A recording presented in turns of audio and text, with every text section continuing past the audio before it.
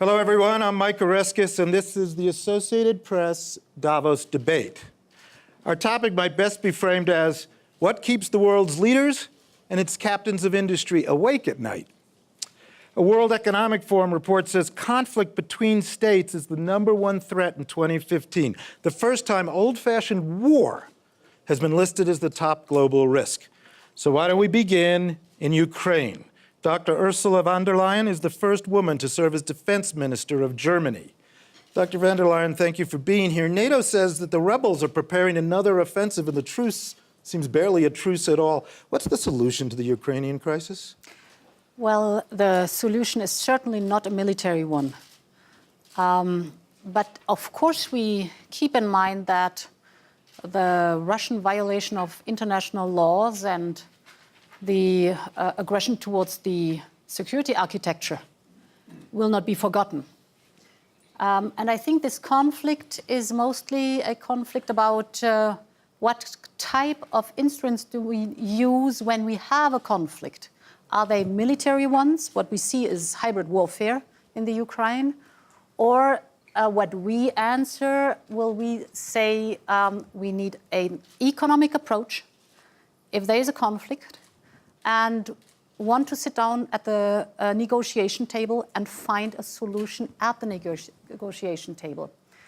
And this is what we see at the moment being, that the economic sanctions, for example, driven by the West, have an impact on Russia.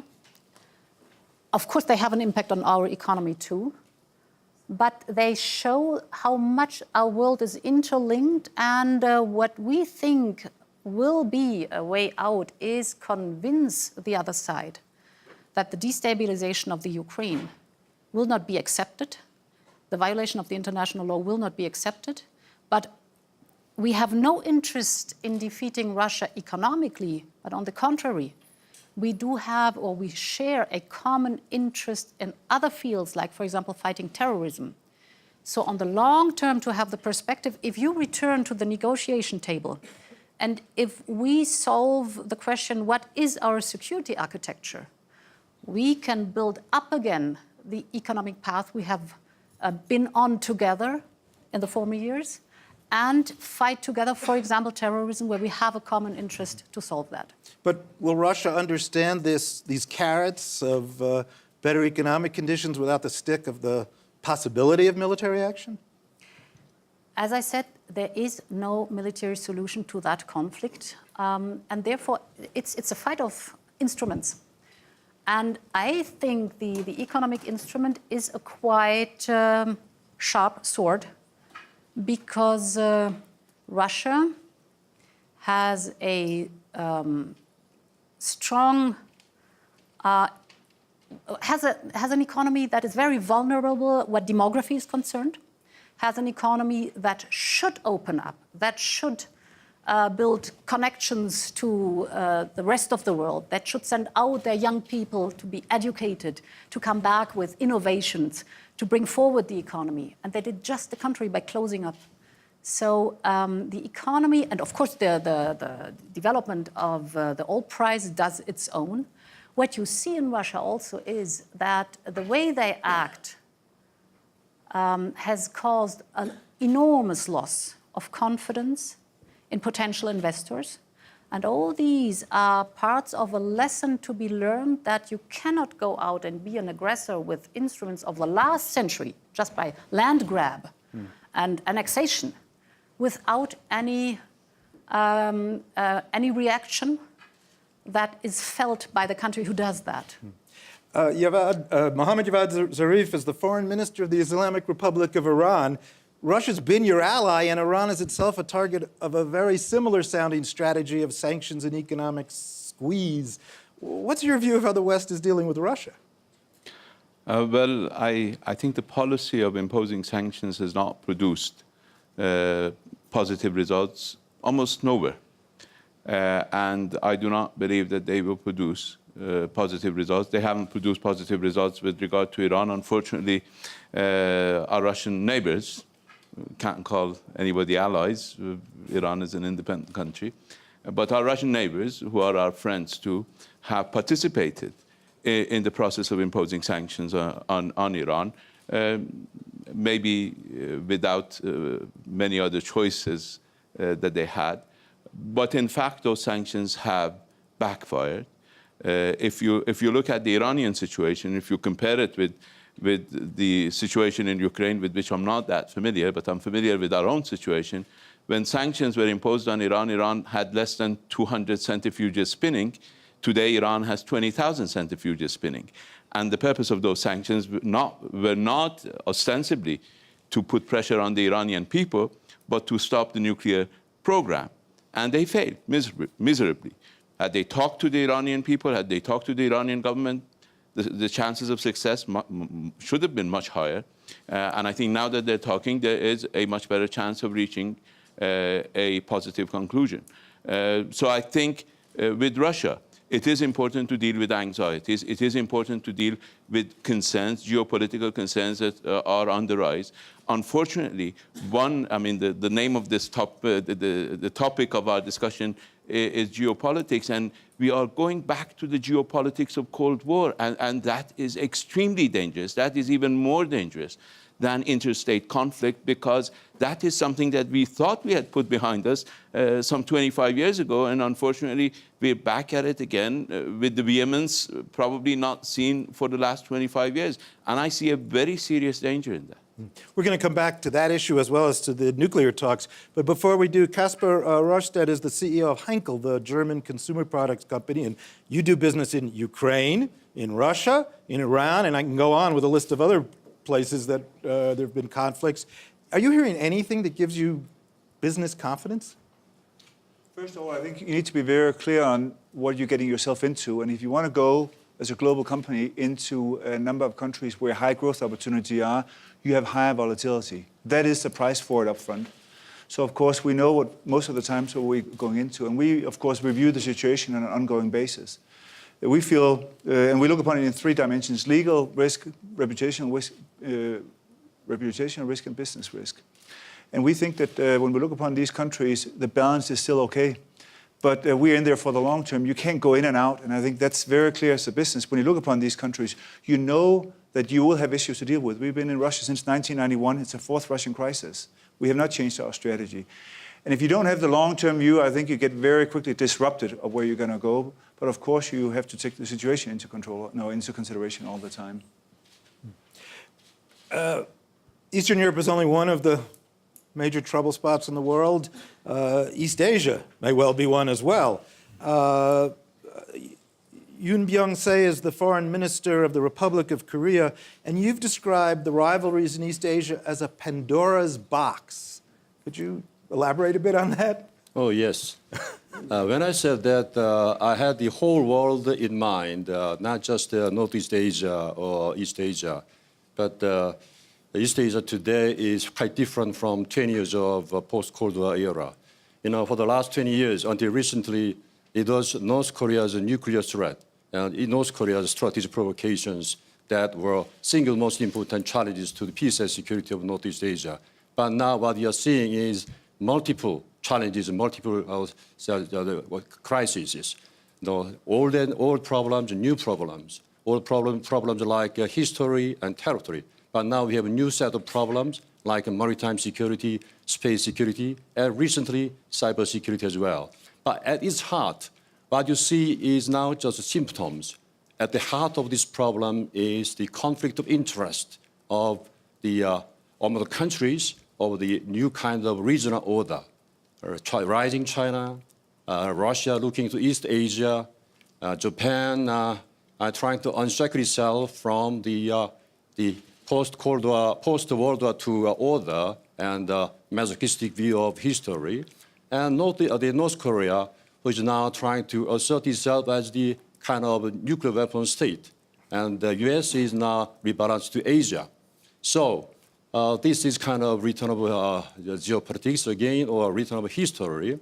So what you see is kind of a complex set of new configuration of forces, new balance of power in Northeast Asia. So do you agree with Minister Zarif that we're seeing a level of geopolitical tensions that we've not seen since the Cold War? Well, of course, we see these kind of tensions all over the world. But I think what you see in Northeast Asia is very much different from what as I said, because of this convergence of different interests at the same time, you know? I want to come back to that, but before we do, I do want to bring our final panelist in. Pham Binh Minh is Deputy Prime Minister and Minister of Foreign Affairs of Vietnam. You've also made some comments about the situation in the region. You describe China's activities in the waters off Vietnam, I guess what you'd call the East Sea, what some of us might think of as the South China Sea. You've called those activities illegal. Could you tell us how dangerous you think China's activities are? Yes, in our region, the territory disputes is on the rise now. Not only in East Sea, we call it East Sea, or South China Sea, also in East China Sea. And that is the problem for the region, but also for the world. Because peace and stability in this region, if we cannot maintain peace and stability in the region, it will affect the peace and stability in the world. Why? Because in the East Sea or South China Sea, this is a very important road for transportations of goods through East Asia and from East Asia to other part of the world. So this road is very important. And anything happen in East Sea or South China Sea will affect the freedom of transportation or freedom of navigation. And now, I mentioned that in 2014, the parking of the oil rig of China not in the ocean, but in the continental shelf or the exclusive economic zone of Vietnam. And it's a violation of the international law.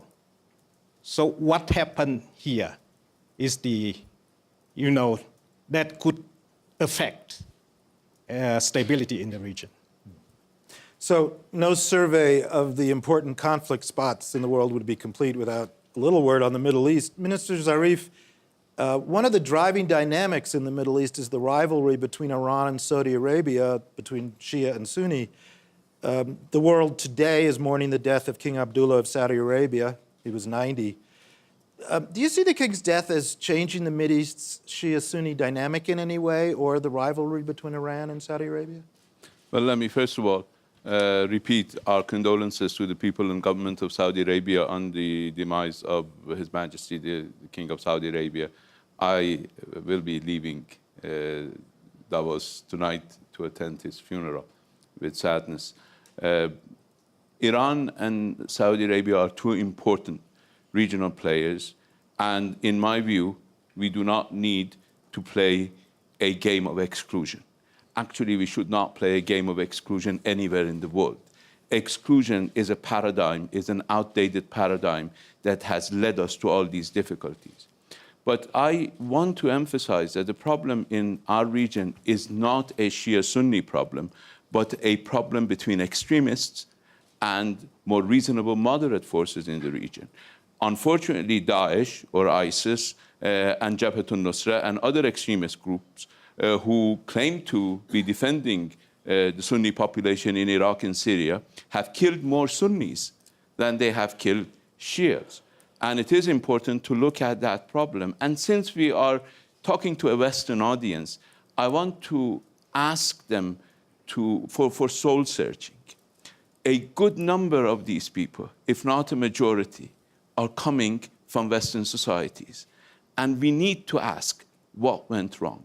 These are second, third generation citizens of European societies who have turned to such barbaric extremism in our region. And it is important to ask the question, how were they brought up? How were they trained? So that, they were not trained in non-democratic societies. They were not raised in non-democratic societies. They were raised in the West. But unfortunately, they are beheading people in Syria and Iraq. beheading people they didn't know.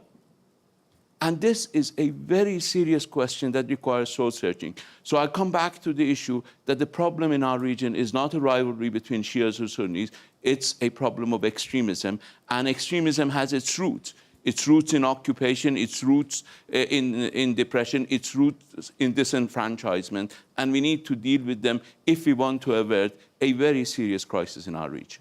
Well, let's continue the conversation into the issue of terrorism. And I'm going to go to Dr. von der Leyen in a second, but let me just finish the thought with you, Minister Zarif. What can be done to curb Islamic State? If we, whatever view you see as the roots of this, what's the answer for stopping it? Well, there are several answers. I mean, there cannot be a single strategy or tactic to deal with. I mean, I hate the name Islamic State because it's neither a state nor Islamic. I rather call it Daesh so that people will not have that connotation, at least not in the Western world. We understand what Daesh stands for in Arabic and in Persian, but not in the Western world. Let's at least. Do you want to do a quick translation, though, for the non-Arabs? Islamic State. Right. but at least we avoid repeating that. Understood. That will create this hysteria in the West that Islam is about extremism and terrorism. It's nothing to do with Islam or with states in our region. So what needs to be done is, first of all, stop supporting them. They continue to be supported, unfortunately. They continue to receive assistance. They continue to be pawns in a geostrategic game of regional dominance, and that should stop. People should abandon this notion, this perception, in my view, this illusion that they can even make short-term tactical gains through using Daesh as an instrument of pressure against other states. We need a very serious soul searching, as I said, in the West, so that we stop the recruitment, fertile ground for recruitment. And that comes from economic inequality, disenfranchisement, the feeling of deprivation that exists among some people in the outskirts of major European cities. And that is an important source to drive their human recruitment source. And also to have a concerted effort to deal with them militarily, because this is a military problem. And it cannot be done by bombardment. It has to be, we need to empower the governments on the ground to deal with them, rather than simply trying to use aerial bombardment as a means of dealing with them. So we need a multifaceted, coherent strategy to deal with this menace. We shouldn't have allowed it to emerge. It emerged as an instrument of undermining states that were not to the liking of some other states. But be it as it may, we cannot go back and we cannot remake history. History has happened, and we need to try to resolve the problems in the future, and I believe that's the way to deal with it. Dr. von der Leyen, is the West responsible for breeding its own nightmare? Well, we share a common interest in fighting the causes and the sources for that. I want to emphasize that there was a soil in Iraq on which ISIS or Daesh could grow. That was the soil of an exclusive government that excluded some groups. And therefore, it is good to see now that the al-Abadi government focuses a lot on an inclusive policy, Sunni, Shia, Kurds, and the other groups, which is the absolute right way to go, because this is the goal for a peaceful life together. And yes, the second factor is that ISIS, with its way to go forward in an extremely brutal way, has the myth of being undefeatable. This attracts a lot of young people, also foreign fighters, who have a lack of self-identity, who have a lack of purpose in life, and seem to be attracted by this so-called ideology. Therefore, at home, We have to go to the cause where's the lack of perspective, where's the lack of purpose.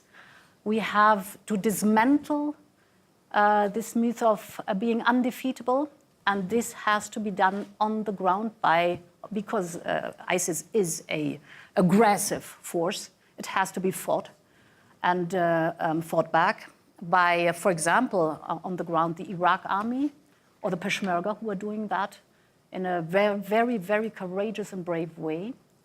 And you're right with the third part. In the region itself, especially for the Sunni population, there needs to be, of course, a perspective of economic development, of jobs, of lowering the unemployment, of taking part in empowerment in the government itself. So we have homework to do at home in the Western and European parts, but the solution will be, at the moment itself, fight back ISIS on a military context, but knowing on the long term the solution will be in the political inclusive way to go in that area and economic development.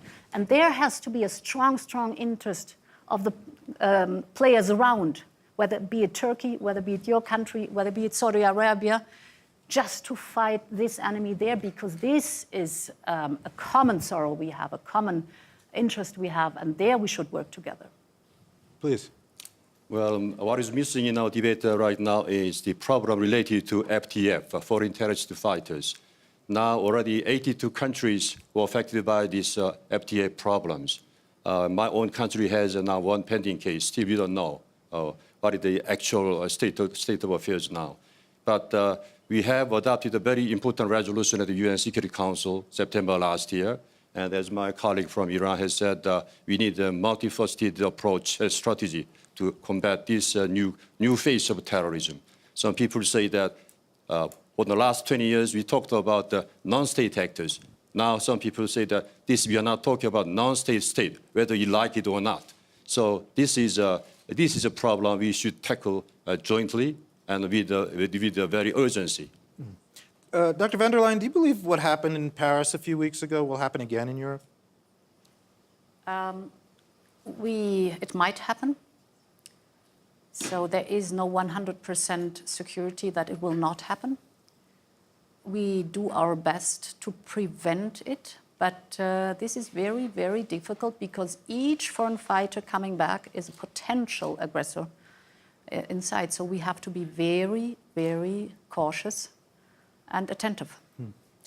You've been to Afghanistan at least 3 times to visit German forces there. It's been 14 years since the attack on the World Trade Center that triggered that war in Afghanistan.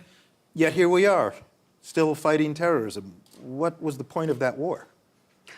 Oh, the point was at the beginning, of course, to fight the breeding cell of Al-Qaeda. And we have been successful because Al-Qaeda is no more the basis for this huge aggression. It has been years and years before.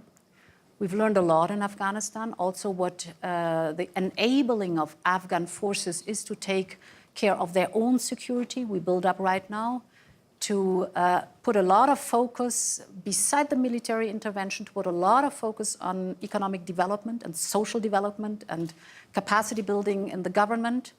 This is, even if it's a very, very hard way we've been through and a long way still to go, it is a good example to see that we always need this comprehensive approach and not only the military one. Sometimes the military is necessary, but on the long term, we need this comprehensive approach of capacity building of the government and economic development. And the ISIS phenomenon shows that these extremist movements occur in regions where you have either an exclusive or excluding policy, or you have failing states. Therefore, we should put on the long term a lot of emphasis to identify in vulnerable regions the strong states, the anchor states, and make sure that they get not weakened but that we reinforce them and we stabilize them. And this will be a task in this region, for example, to identify the stable anchors to make sure that they keep their influence and they stay stable. Mm-hmm. And whose job is that, to identify? This is the world's community. I mean, if you see now this new alliance of more than 60 states fighting ISIS or Daesh, we have a common interest. So we see that besides the institutionalized alliances, we have new alliance with a common interest to defend our values and to fight this emergent threat. Yeah. Mr. Rorstad, these struggles obviously are very disruptive to business. I think you lost a facility in Aleppo in Syria. There's the idea of stable states that must appeal to you. No, I think that you have to put the situation into perspective. We are, as I said before, present in most of these countries. And I was just trying to do some thinking back. I've been CEO for almost 8 years in the company. And we have lost more people through car accidents in the West than through war in the Middle East or Asia. We have lost more plants through burnings or electricity accidents than through bombings. So I think that is one way of looking upon it. And I was speaking to a senior leader a couple of years ago here in Davos, and I was trying to get a better understanding of the situation in the Middle East and that in the context of stability. And he said to me, Casper, your definition of stability is very different to our definition of stability, and I think you need to understand that. So in that context, I actually believe that business can play a major role in countries where you have high volatility because we offer jobs. We offer good jobs. We create stability in society. But you only do that if you're there for the long term. And you also don't pull out. So when things like this happen, and unfortunately we have a great experiencing in disaster situations, the first and foremost thing that we care about is our people. Because you can rebuild a plant, you can't really rebuild the people. And if you do that very, very consistently, you can actually build a lot of strong leaders and a lot of local support, even in countries where you have a high level of unrest. Minister Zarif, let me ask one last question on terrorism. The bombing of a Jewish center in Argentina in the early 90s is back in the headlines. And the issue is this: the Argentine president has been accused by a prosecutor who then died under rather mysterious circumstances of trying to cover up the alleged involvement of Iran in masterminding that attack. Was Iran responsible in any way for that attack or involved in a trade deal that was part of a cover-up? Well, it's interesting. There was an unfortunate incident in Argentina in the 90s, if I remember, early 90s. It's been rehashed and rehashed for domestic consumption. It's a domestic struggle inside Argentina, a domestic debate. And Iran has been unjustly brought into this. We had an agreement with the government of Argentina a few years ago. Nothing was secret about that agreement, and that agreement involved. It was under the previous administration. I had no part in it, but the agreement with the Iranian government and Argentinian government involved certain steps that each side should have taken in order to resolve that issue. Of course, Iran always believed that it was accused unjustly of this, but we were prepared to cooperate with Argentina in order to resolve that issue. And that agreement was transparent. That agreement went to the Parliament of Argentina for approval, and the Parliament turned it down. So there's nothing conspiratorial about that. It's unfortunate that certain people try to keep this alive in Argentina in order to make a political mileage out of it. And it has nothing to do with Iran. I believe it's mostly domestic Argentinian political debate or competition or whatever else, rivalry, whatever else you want to call it. It is unfortunate. It is unfortunate that several prosecutors who came to this were either accused of corruption or have committed suicide, as the latest case is. And it is unfortunate that certain people try to keep it alive in order to prevent Iran and Argentina from enjoying the relations they should enjoy. Mm-hmm. According to the Argentine president, the question of whether it's a suicide is still open, but well, we don't need to pursue that here at this point. I'm not an expert about what happened in Argentina. I just read the press. Right. Good luck to you. Let me move then to a couple of other very important geopolitical issues. Let's talk about nuclear proliferation for a minute, because that's obviously important, both on the Korean Peninsula and in the Middle East. Minister Zarif, I understand that you're going from this stage to meet with Secretary of State Kerry to continue your discussions. Are you headed for an agreement with the West on your nuclear program or a confrontation? Oh, we're certainly prepared to go for an agreement. I hope that we don't have a confrontation. Confrontation doesn't help anybody, but if it comes to the point that in order to defend our dignity, we need a confrontation, then we will not shy away from that. But I do not believe that is necessary. I do not believe that 10 years of confrontation has produced any positive result for anybody. As I told you, 10 years of sanctions have produced 18,000 or 19,800 centrifuges, exactly what they wanted to avert. And it has produced economic hardship on the Iranian people. So it's a classic example of a negative-sum game or a lose-lose game. There is a need to approach it from a different perspective. Now, we set out last year when we agreed in Geneva 2 goals. One is for Iran to have a peaceful nuclear energy program, and that is the right of Iran to have. And in fact, in our analysis, I mean, there are always different narratives about why a crisis exists, and we need to listen to all the narratives. People believe that Iran pursued a less than transparent nuclear program, and we believe that we pursued a nuclear program because we were deprived of the means of trying to gain that peaceful technology from open market sources. Unfortunately, we couldn't even get fuel for a reactor that the United States built in Tehran in the 1950s under the Atoms for Peace program. And we needed to go to Argentina, of all places, to get fuel for that in the 90s. And then we started to almost beg for that fuel after the fuel from Argentina ran out, and nobody provided it to Iran. So we had to make and manufacture the fuel ourselves. This is the problem of chicken and egg. So the first goal that we set out for ourselves between Iran and the EU 3+3, which include, in fact, Russia and China, and not just the Western countries, was for Iran to have a peaceful program. And the second goal was to make sure that this program is exclusively peaceful, and all the constraints and sanctions on Iran will be lifted. Now, we have come a long way. We have discussed many alternatives.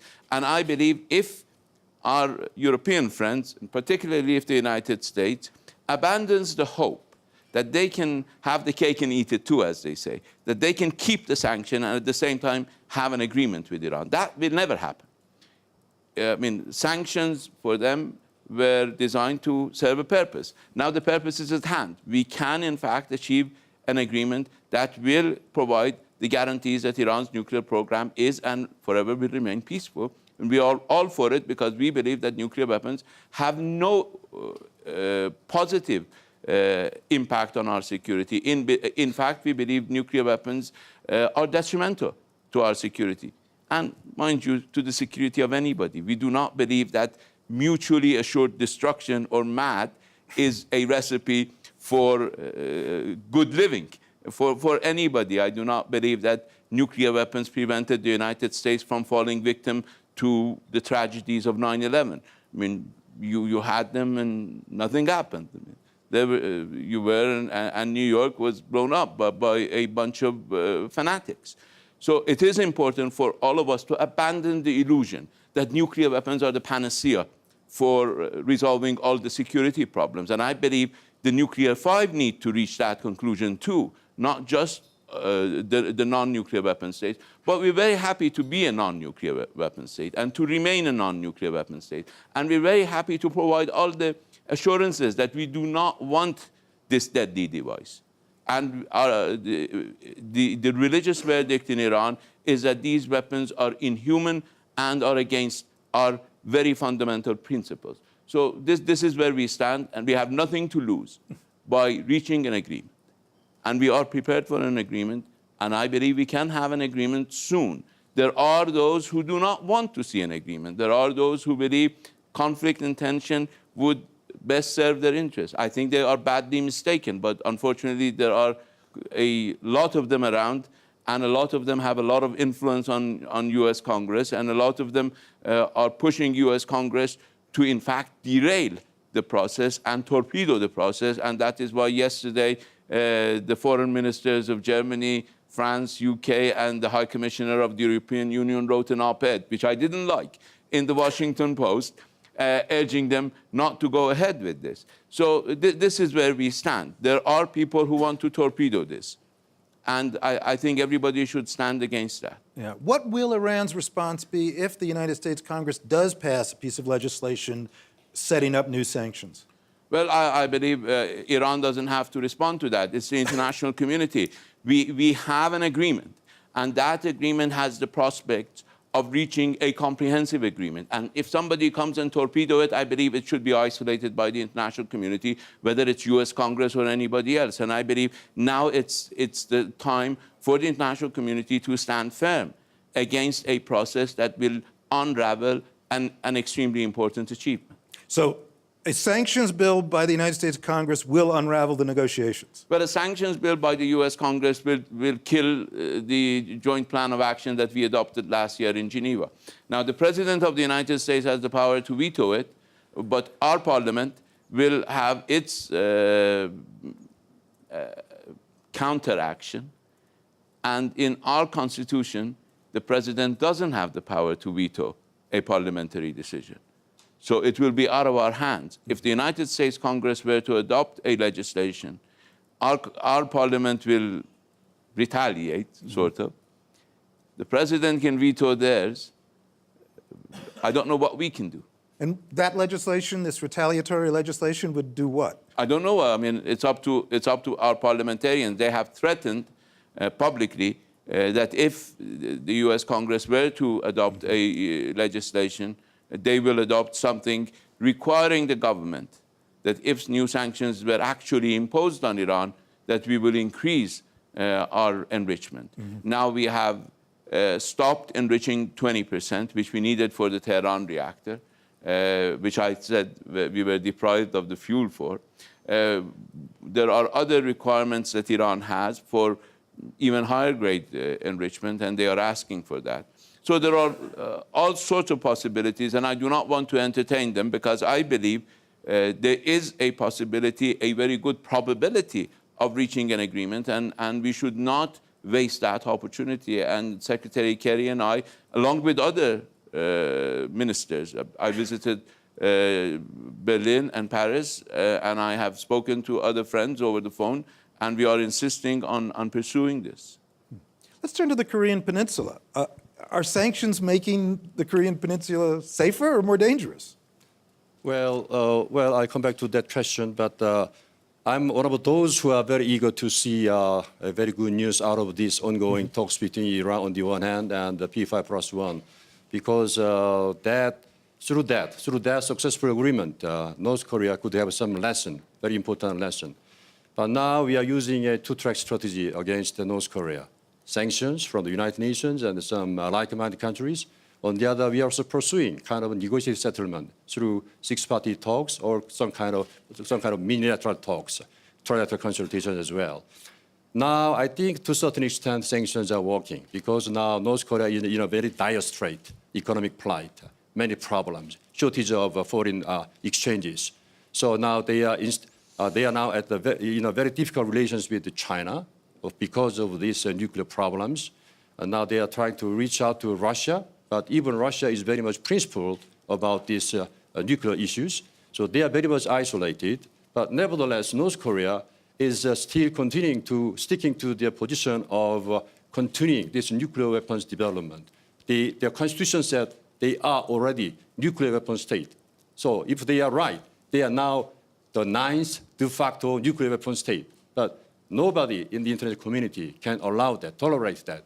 So our objective is CVID, comprehensive, verifiable, and irreversible dismantlement of North Korean nuclear weapons. And for that, we are working very closely with all the important key players, US, China, Russia, Japan, and EU, and many others present here. So another thing we see on the Korean Peninsula is, I guess, what we could call the rise of war by other means. There have been many cyber attacks in the last few years, but the one now attributed to North Korea on the Sony Corporation got more attention than I think all the others put together. What is this telling us about, both about North Korea and about the state of warfare in the world right now? Well, we have a sense of deja vu for many, many years. So they are linking everything to everything, you know. Since 2009, we have gone through a series of cyber attacks on the banks, government institutions, and many other companies. But now, when I saw this attack on the Sony Pictures, now they are now trying to say that unless they discontinue this kind of negative campaign against North Korea, they will hit White House, even they will hit Korea's president's house. So this is very much incredible argument because cyberspace should be utilized for the common purpose. So now Korea, as the previous chairman of the cyber conference, we are now trying to work very hard on how to adopt a new kind of norm to reconcile all those different interests of the countries. Dr. van der Leyen, how much of your time as defense minister is taken up with this kind of warfare? Quite a bit, because as we see, we do not, wherever we look at the crises, it's not only the conventional types of warfare anymore, but the cyber dimension is getting stronger and stronger. So we have to be prepared for that, as well in defense, as well as knowing what kind of attacks are the possible ones. And specifically, we have to think in these terms that the attacks on other things but military fields like banking system are way more difficult to predict in the way they will hit. And therefore, there is a lot of emphasis, even here at the WEF, we had a lot of talks about this topic, which will be certainly one of the major domains in the future. So the interconnectivity about the internet globalized and the possibilities of cyber attacks are the warfare of the future, or the conflicts, the potential conflicts of the future. So we have to invest a lot of knowledge and a lot of work to solve these problems, to get a set of rules, international ones, to which the majority obeys to, and to define where the limits are and what the architecture of security is within the cyber topic that we want to establish and that we want to follow. Mr. Zarif? Well, we should not forget that North Koreans did not invent this. The United States started a cyber warfare against Iranian nuclear facilities some time ago, and it could have led to a catastrophe with huge environmental implications for ordinary citizens trying to disrupt our nuclear facilities. So it is important to deal with cyber warfare. It is important to deal with this type of activity that can have irreversible consequences, particularly when it comes to catastrophic accidents, as they called them, with Iran's nuclear industry. They did it with our heavy water reactor in the process of being built. They did it with our enrichment plant. And this is dangerous, not only unacceptable in terms of banking and other financial institutions or Sony Pictures, but it is dangerous when it comes to nuclear facilities. Let me move us to what, until perhaps this year, had been the dominant geopolitical issue for quite a number of years, which is the world economy. And let me start with both of our Asian representatives and ask you a question about China.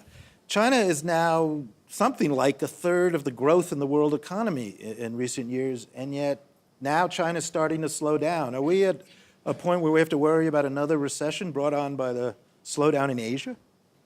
Well, I'm not an economy expert, but nevertheless, we see a lot of reports on that. But when I talk with many Chinese colleagues, still they have very strong belief that their growth will continue despite certain ups and downs. So you should not underestimate the potential of continued growth. But nevertheless, we have to reinforce this kind of weakness in Chinese economy.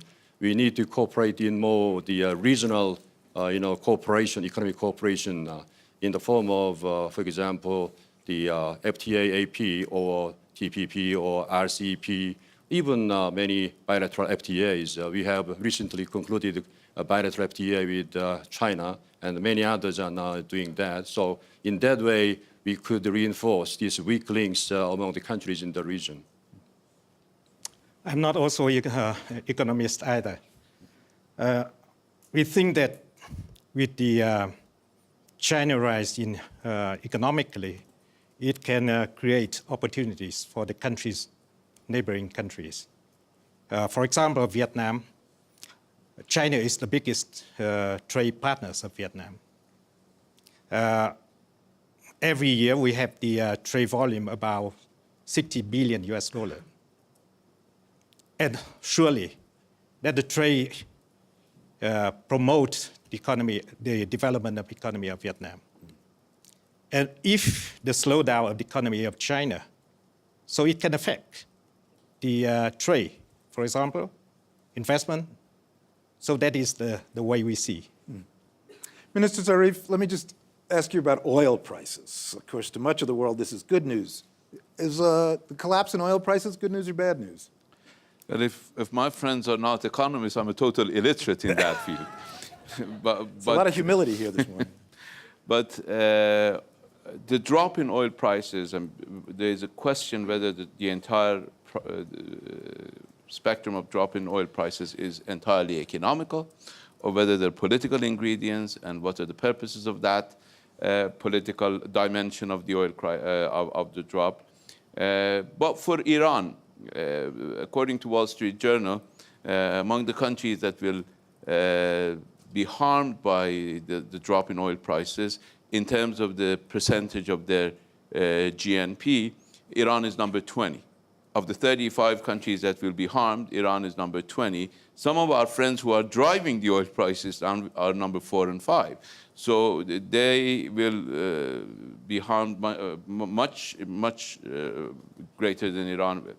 Now, we have reduced our dependence on oil in our budget from something in the neighborhood of over 50% to something in the neighborhood of 30% now. This has been imposed on us by the drop in the oil prices, which is somewhat good.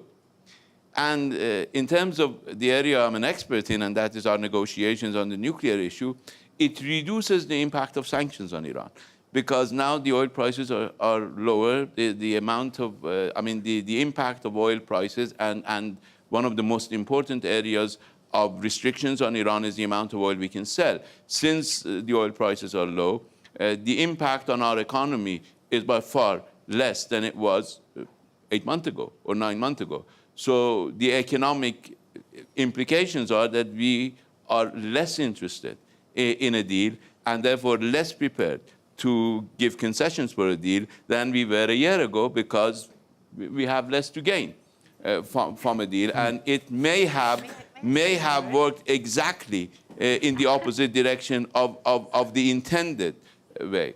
And there are people in Iran who believe we will gain by this, because they believe we will have to rely less on oil and more on internal taxation, on government austerity measures, on discipline, on economic discipline.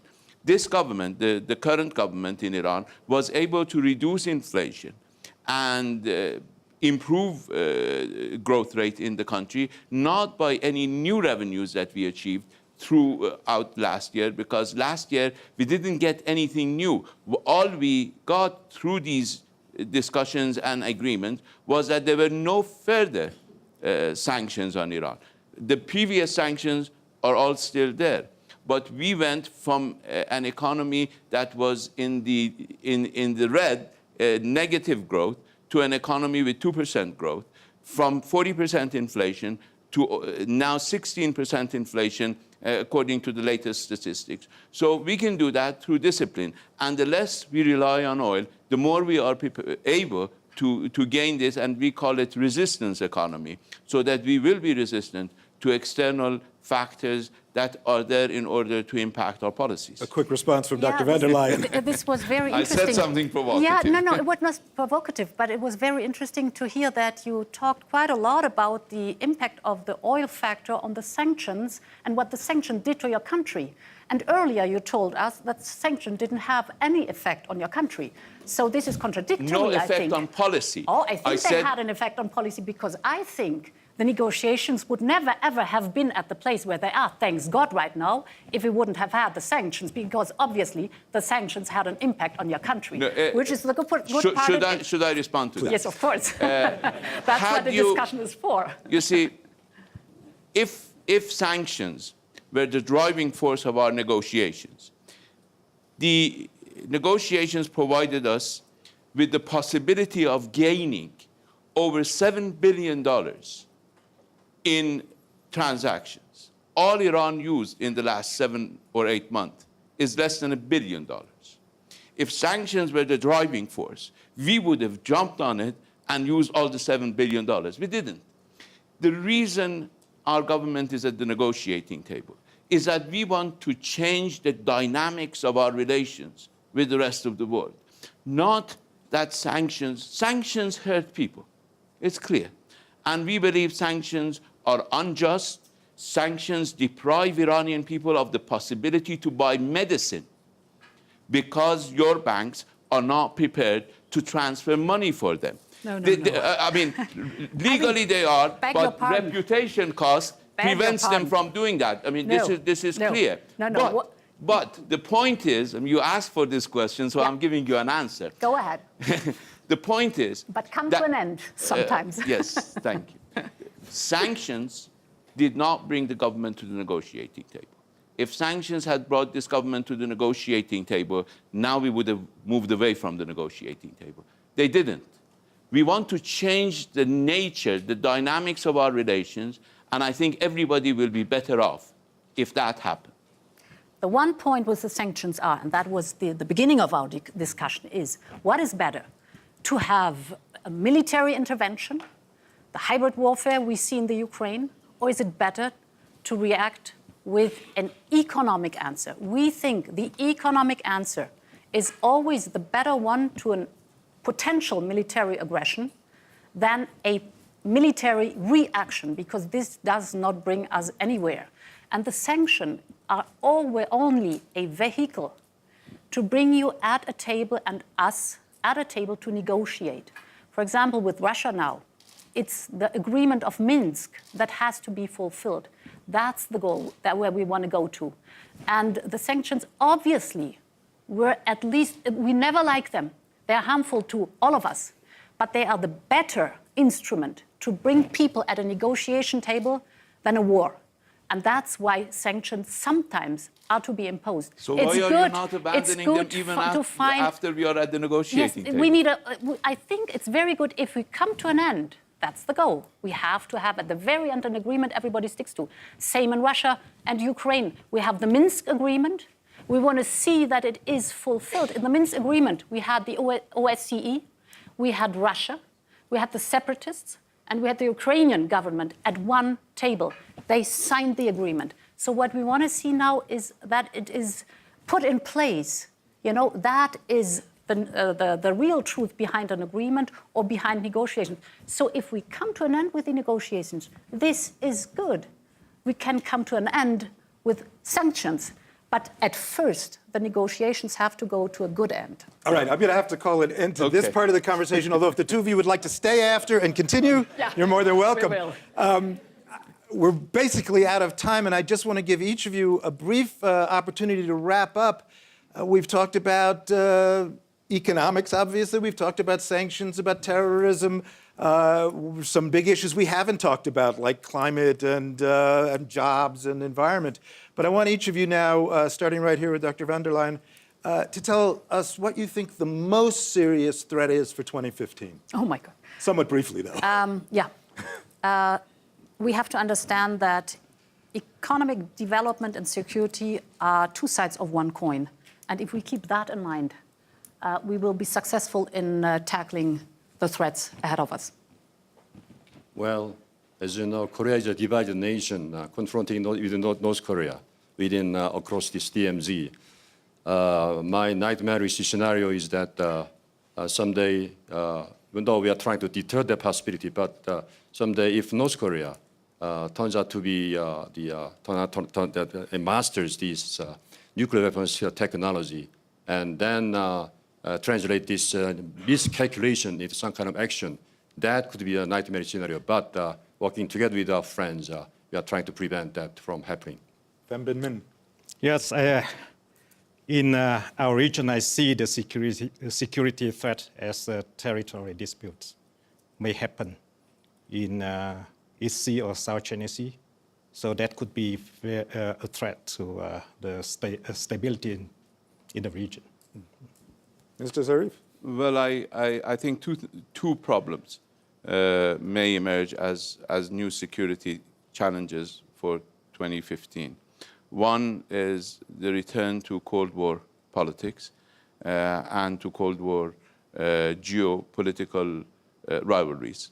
It's impossible to go back to the 90s or to the 80s, but we see ingredients of that, and those ingredients are detrimental to both regional and global security, and that, I think, is a very major problem. But more importantly, I believe extremism and the way to deal with extremism are our main challenges. Now, we've seen extremism in our region, in Europe, elsewhere, what it can do. But the way to deal with extremism by pushing people to further exclusion, pushing people to further periphery of international system is very dangerous phenomenon, particularly when it comes to ostracizing an entire population in Europe and basically insulting the values and the sanctities of Islamic religion, becoming a norm in certain European societies, which feed extremism, which feed this feeling of disenfranchisement. I think these are very serious challenges and threats that we're facing right now.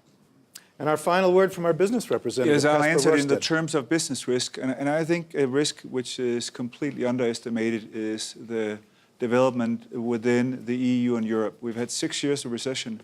We just launched probably the biggest financial package. There are very few structural reforms, and the current crisis in Eastern Europe that we have could have very, very severe impact on the Western European economy. And that was why I was interested when you started speaking about China. China grew tenfold of EU last year, tenfold. And I think that with the risk of going into the 7th year recession, which is real because of lack of structural reforms in many countries, because of the impact of the Russian crisis, is something that would, not only from a financial standpoint, but also from a social standpoint, will be difficult to bear in Europe. And I think that is somewhat estimated by many people.